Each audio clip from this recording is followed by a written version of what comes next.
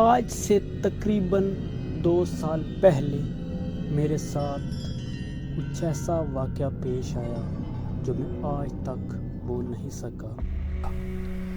جب میرے اسکول کے فائنل کے ایگزام ہونے والے تھے اور میری تیاری ابھی کافی باقی تھی۔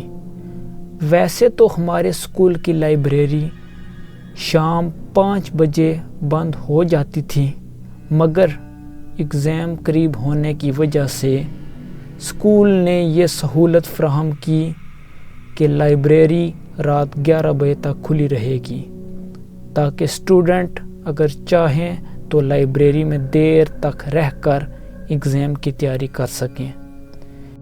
میرا گھر اسکول سے زیادہ دور نہیں تھا، اس لیے گھر پڑھنے کی بجائے میں یہی پسند کرتا تھا کہ سکون کے ساتھ لائبریری کے پرسکون ماحول میں ایگزام کی تیاری کروں۔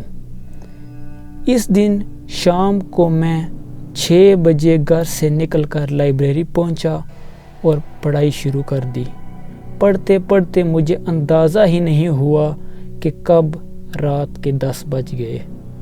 میں اتنی دیر تک لائبریری میں کبھی نہیں رکا تھا، زیادہ سے زیادہ 8 بجے تک وہاں سے چلا جاتا تھا۔ 8 بجے تک تو کچھ اسٹوڈنٹ تو لائبریری میں ہی ہوتے تھے، لیکن 10 بجے وہاں بالکل سناٹا تھا۔ میرا بس 10-15 منٹ کا کام باقی تھا، تو میں نے سوچا کہ جلدی سے ختم کر لوں اور گھر کی طرف نکل جاؤں۔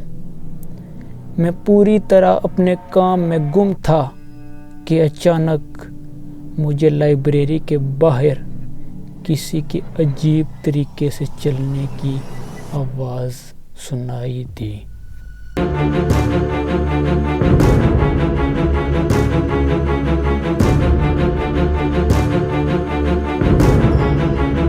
میں نے فوراً اپنی کتاب اٹھائی اور تیزی سے لائبریری سے نکلا۔ ہمارے اسکول کی لائبریری کے باہر ایک لمبا سا کوریڈور ہے، جس سے دائیں طرف مڑیں تو اسکول کا مین دروازہ آتا ہے۔ مین کوریڈور سے گزر کر میں دروازے کی طرف تیزی سے بڑھ رہا تھا کہ کوریڈور کے آخر میں مجھے کوئی عورت کھڑی نظر آئی۔ میں نہیں جانتا تھا کہ وہ کون تھی، لیکن جیسے جیسے میں اس کی طرف بڑھ رہا تھا، مجھے ایک عجیب سی بے چینی محسوس ہو رہی تھی، اس حد تک کہ میں نے گھبراہٹ میں آواز دے کر پوچھا، وہاں کون ہے؟ میرے یہ کہتے ہی چند سیکنڈ کے اندر وہ وہاں سے چلی گئی۔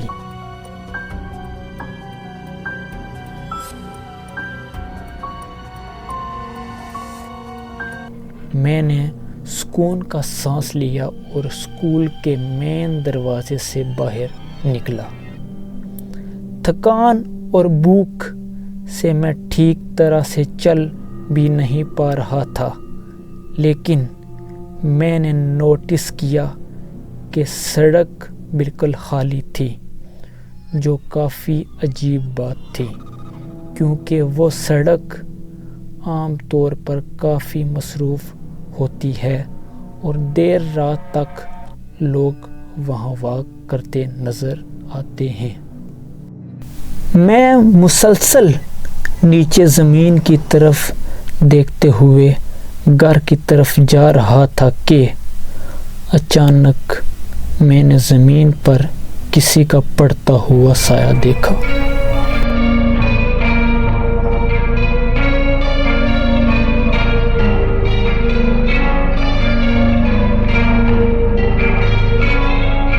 اس وقت میرے آگے کوئی نہیں تھا۔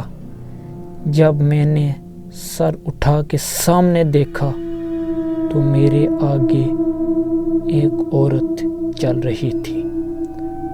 مجھے وہ تھوڑی عجیب لگی۔ ایسا لگ رہا تھا کہ جیسے وہ معذور ہے اور بہت مشکل سے لنگڑا لنگڑا کر چل رہی ہے۔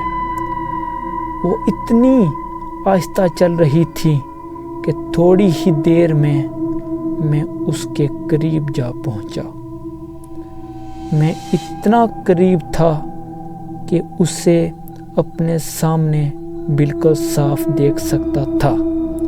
اس نے میلے کپڑے پہنے ہوئے تھے۔ ایسا لگ رہا تھا کہ اس کے ہاتھ اور پاؤں مڑے ہوئے ہیں اور اس کے بال بھی پوری طرح بکھرے ہوئے تھے۔ یہ سب کچھ مجھے اتنا عجیب لگا کہ میرے قدم وہیں رک گئے۔ میرا اندرونی احساس بار بار مجھے یہ کہہ رہا تھا کہ مجھے اس کے اور قریب نہیں جانا چاہیے اور نہ ہی اسے کراس کر کے آگے بڑھنے کی ہمت کرنی چاہیے۔ اور پھر اچانک سے وہ عورت میری طرف پلٹی اور بولی، کیا تم نے میری بیٹی کو دیکھا؟ میرا جسم اس وقت جیسے جم گیا تھا۔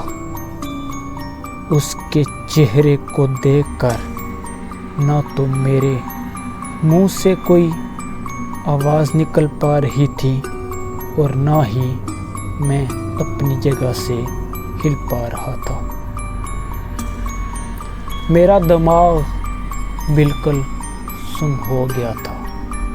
مجھے سمجھ نہیں آ رہا تھا کہ میں اس کے سوال کا جواب دوں یا نہیں۔ میں نے ڈر کے مارے اس عورت کو دور انگلی سے اشارہ کر دیا کہ واہ۔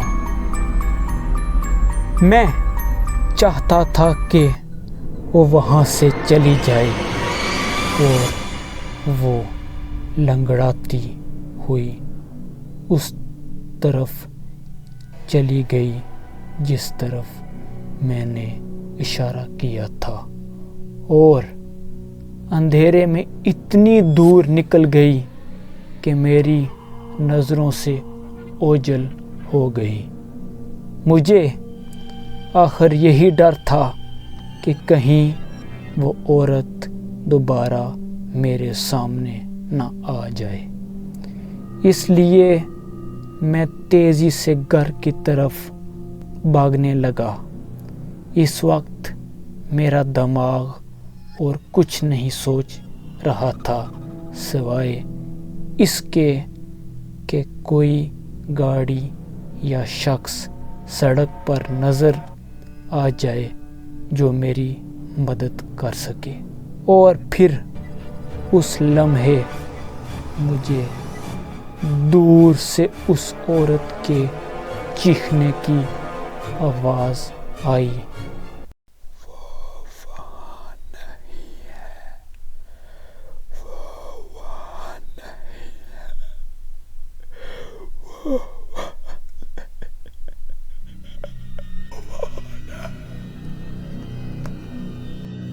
اس کے بعد مجھے کچھ بھی یاد نہیں۔ جب میں ہوش میں آیا تو مجھے پتہ چلا کہ میرے پڑوسیوں نے مجھے سڑک پر بے ہوش حالت میں پایا تھا اور وہ مجھے گھر پہنچا گئے تھے۔ بعد میں ہمیں پتہ چلا کہ 1998 میں اس علاقے میں ایک 32 سالہ عورت اپنی بیٹی کے ساتھ ایک اپارٹمنٹ بلڈنگ میں رہتی تھی۔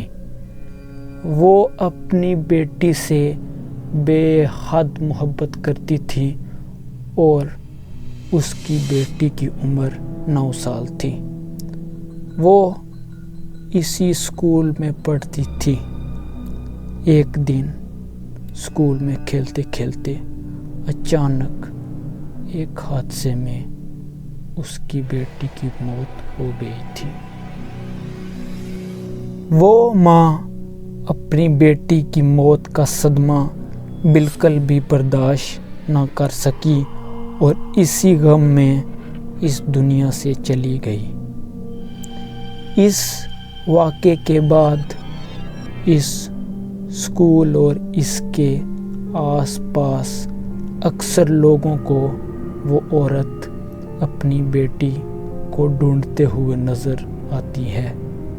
اس کی بے چین روح مرنے کے بعد بھی ابھی تک اپنی بیٹی سے ملنے کے لیے بھٹک رہی ہے۔